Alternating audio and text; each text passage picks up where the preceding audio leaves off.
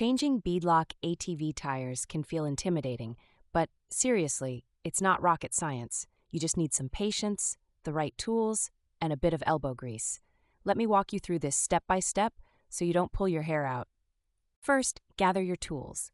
You'll need a socket wrench, torque wrench, valve core remover, tire irons, soapy water, and an air compressor. Trust me, prepping everything beforehand will save you a lot of frustration. No one likes scrambling for tools midway through. Start by deflating the old tire completely.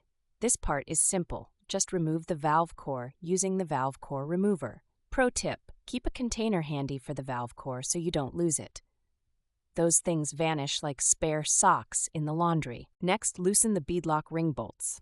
Be methodical here. Remove them in a crisscross sequence instead of just going around the circle. Why? It helps release even pressure and avoids warping the ring.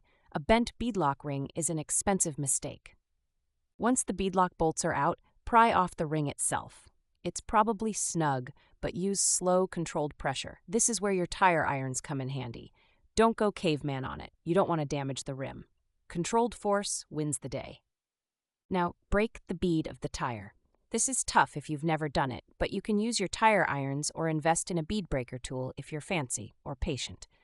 Soapy water is your friend here. It helps the rubber slide off more easily. Once the bead is broken, remove the tire by pulling it over the rim.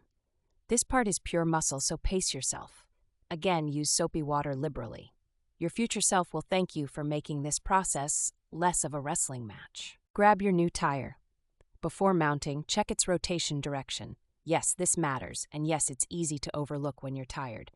If you mount it backward, you'll have to do all this again. Nobody enjoys that. Slide the new tire over the rim, pressing the bead into place. Soapy water comes in handy yet again. Think of it like tire lube.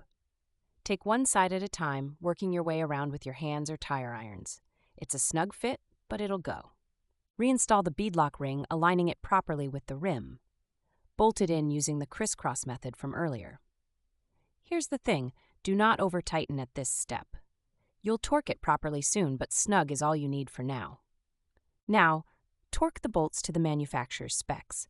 This step is where most people screw things up. Under-torquing can cause leaks, while over-torquing can bend the ring. Double-check your manual and take your time. Seriously, don't rush this. Inflate the tire to the recommended PSI. If the bead doesn't fully seat, deflate, reposition the tire slightly, and try again.